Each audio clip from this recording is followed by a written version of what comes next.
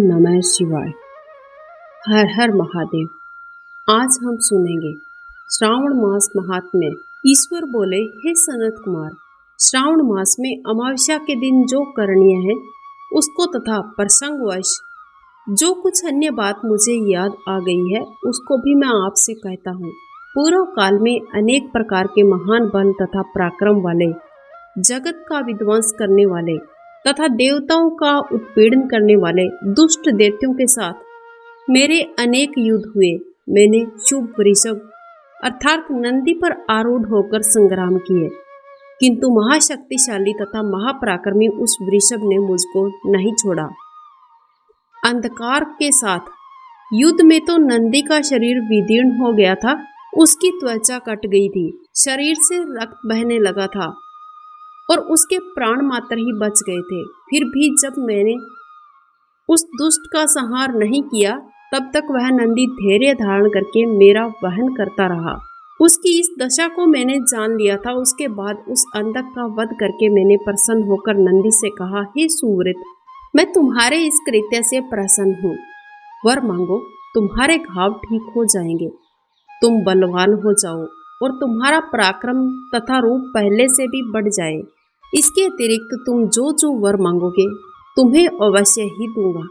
नंदीकेश्वर बोले, हे देव, हे महेश्वर, मेरी कोई याचना नहीं है। आप मुझ पर प्रसन्न हैं तो फिर इससे बढ़कर क्या वैभव हो सकता है। तथापि हे भगवान, लोकोपकार के लिए मैं मांग रहा हूँ। हे शिव, आज श्रावण मास की अमावस्या है जिसमें आप मुझ पर प्रसन्न हुए हैं। इस तिथि में गायों सहित उत्तम मिट्टी से निर्मित वृषभों की पूजा करनी चाहिए। अमावस्या के दिन जन्म लेना कामधेनु तुल्य होता है। इस तिथि में वर प्रदान करें कि ये अमावस्या वांछित फल देने वाली हो। आज के दिन भक्ति पूर्वक प्रत्यक्ष वृषभों तथा गायों की पूजा करनी चाहिए। गेरू आदि धातुओं से प्रयत्न पूर्वक उन्हें भूषित करना चाहिए। सुंदर वस्त्र उनकी पीठ पर ढक दें, गले में घंटा बांधें। सूर्योदय से लगभग 4 घड़ी बीतने पर गायों को गांव से बाहर ले जाकर पुनः सायंकाल में गांव में प्रवेश कराएं। आहार के रूप में सरसों, तिल की खली, अनेक प्रकार का अन्न अर्पित करें। जो इस दिन ऐसा करता है उसके गोधन में बढ़ोतरी होती है। जिस घर में गाय ना हो वो शमशान के समान होता है। पंचामृत, पंचगव्य दूध के बिना नहीं बनते हैं। गोबर से लेप किए बिना घर पवित्र नहीं होता है। हे सुरोत्तम, जहाँ गोमूत्र से छिड़काव नहीं होता वहाँ चींटी आदि जंतुओं का उपद्रव विद्यमान रहता है। हे महादेव, दूध के बिना भोजन का रस ही क्या है। हे प्रभु, यदि आप मेरे ऊपर प्रसन्न हैं तो इन वरों को मुझे प्रदान कीजिए। हे सनत कुमार, तब नंदी का ये वचन सुनकर मैं प्रसन्न हुआ। मैंने कहा, हे वृष श्रेष्ठ, जो तुमने मांगा है सब मिलेगा। हे नंदिन, इस दिन का जो अन्य नाम है उसे भी सुनो।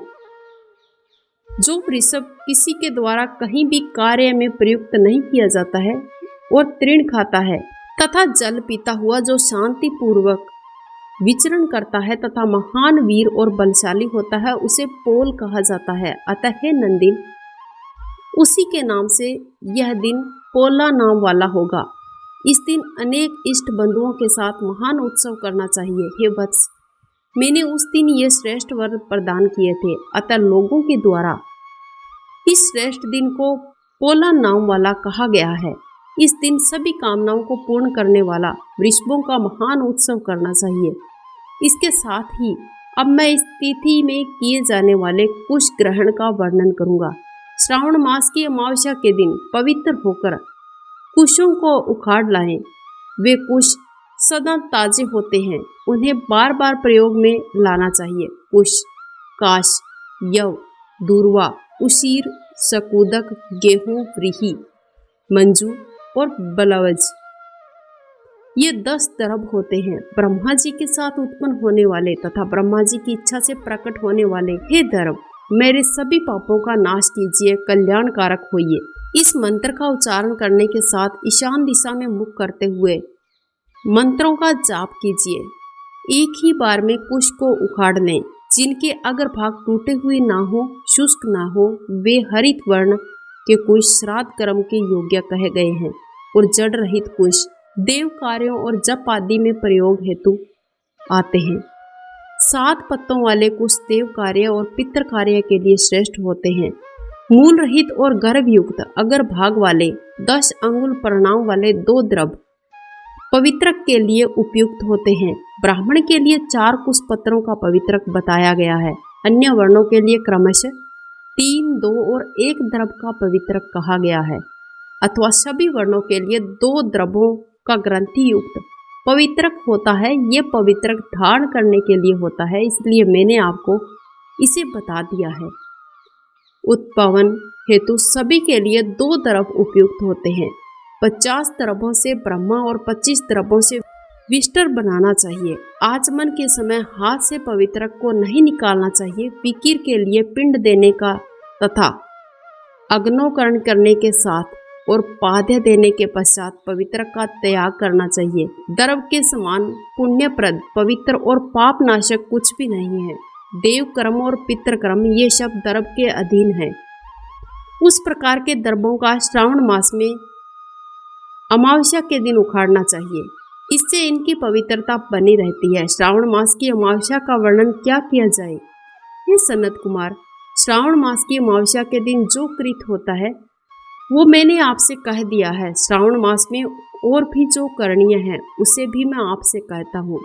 इस प्रकार श्री स्कंद पुराण के अंतर्गत ईश्वर सनत कुमार संवाद में श्रावण मास महात्म्य में अमावस्या के दिन वृषभ पूजन कुश ग्रहण नामक 26वां अध्याय पूर्ण हुआ।